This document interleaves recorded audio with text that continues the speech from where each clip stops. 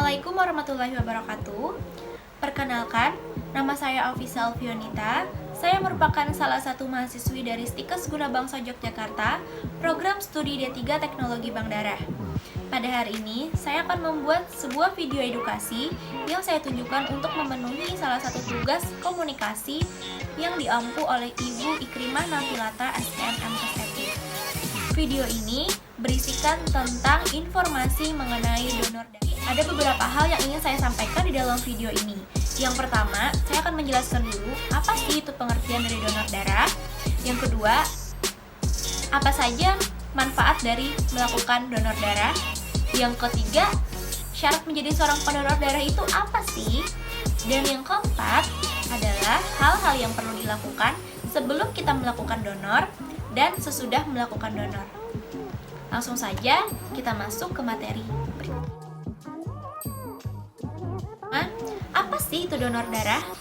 Jadi donor darah itu merupakan salah satu kegiatan menyumbangkan darah yang dimaksudkan dan ditujukan untuk melakukan transfusi. Siapa saja sih yang terlibat di dalam donor darah ini?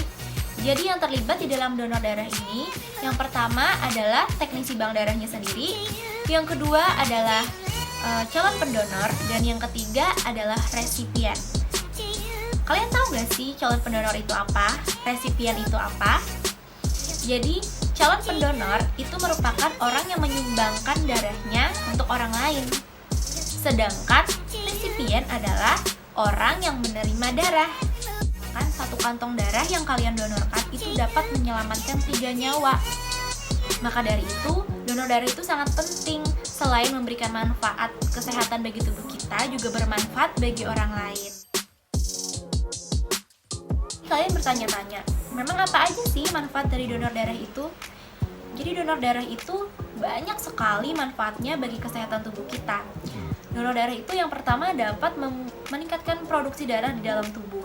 Yang kedua, donor darah itu dapat menurunkan resiko terkena kanker. Selain terkena kanker, donor darah juga dapat menurunkan resiko terkena penyakit jantung. Donor darah juga dapat membakar kalori. Orang yang melakukan donor itu biasanya badannya ideal, tidak terlalu kurus dan tidak terlalu gemuk. Selain itu, donor darah juga dapat membuat pikiran lebih stabil. Oleh karena itu, donor darah itu sangat baik untuk dilakukan. Setelah tadi kalian mendengar manfaat dari donor yang sudah saya jelaskan, apakah kalian sudah tertarik untuk melakukan donor darah? Jika memang kalian tertarik, maka ada beberapa syarat yang harus kalian penuhi sebelum melakukan donor. Apa aja sih syaratnya?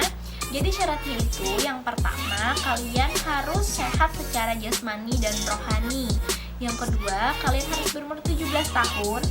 Biasanya orang yang bisa melakukan donor darah itu umurnya 17 tahun sampai 60 tahun. Karena itu masih usia produktif. Setelah itu yang ketiga, berat badan kalian minimal 45 kg, tidak boleh terlalu kurus dan tidak terlalu gendut juga. Kemudian syarat yang berikutnya adalah kalian harus memiliki tekanan darah yang normal, hemoglobin yang normal. Biasanya orang yang anemia tidak dapat melakukan donor darah.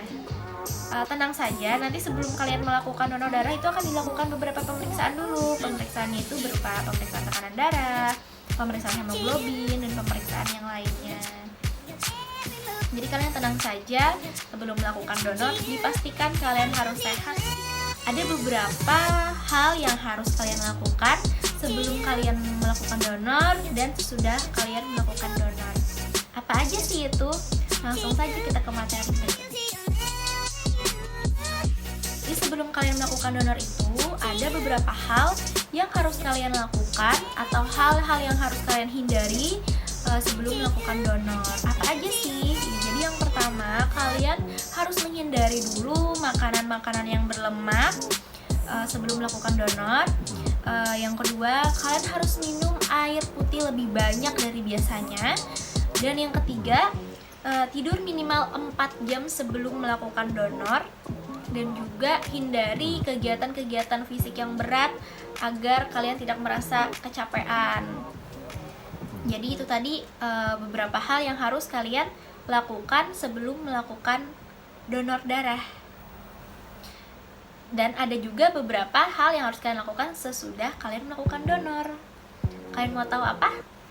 Kita lanjut ke materi berikut. Jadi ada beberapa hal juga yang harus kalian lakukan sesudah donor darah.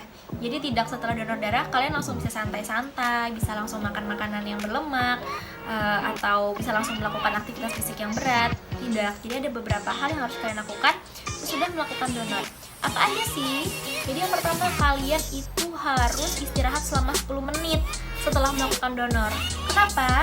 Karena biasanya ada orang yang lemas, pusing setelah melakukan donor, maka dianjurkan untuk melakukan istirahat selama 10 menit. Yang kedua, kalian juga harus minum banyak air putih selama 72 jam ke depan. Setelah itu, yang ketiga, kalian harus istirahat yang banyak juga dan tidak boleh melakukan aktivitas fisik yang berat setelah melakukan donor. Jadi sebelum melakukan donor dan sesudah melakukan donor itu sama, kita tidak boleh melakukan aktivitas yang berat-berat dulu. Setelah donor itu biasanya nanti tangan kita dikasih plester kan, karena dilakukan aftaf. Plasternya itu jangan dilepas sesudah dikasih petugas, jangan dilepas selama 6 jam. Kenapa?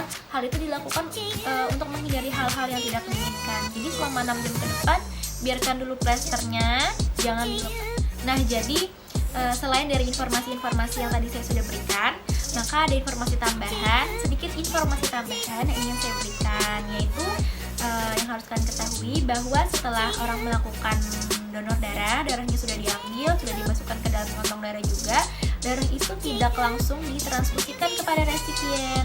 Jadi kami selaku petugas bank darah akan melakukan dulu pemeriksaan terhadap darah yang sudah tadi diambil, sudah didonorkan. Kami akan melakukan beberapa pemeriksaan, yaitu pemeriksaan penyakit, apakah darah ini terkontaminasi penyakit yang dapat menular melalui transfusi darah atau tidak. Kami akan memastikan bahwa darah ini aman untuk ditransfusikan kepada resipien. Ini beberapa informasi yang dapat saya sampaikan mengenai donor darah. Apakah kalian sudah tertarik untuk melakukan donor darah? Jadi donor darah itu tidak sakit sama sekali. Sakit mungkin sebentar saja, tapi setelah itu kalian akan mendapatkan banyak sekali manfaat dari donor darah itu, baik itu bagi kesehatan dan bagi kehidupan kita. Karena donor darah itu dapat membantu kehidupan orang lain, dapat menyehatkan tubuh kita dan dapat menyehatkan tubuh orang lain. Jadi tunggu apa lagi? Ayo donor darah. Sekian informasi yang dapat saya berikan. Semoga informasi tadi bermanfaat bagi kalian dan dapat menambah minat kalian untuk melakukan donor darah. Salah silapnya saya mohon maaf. Wassalamualaikum warahmatullahi wabarakatuh. Share blood.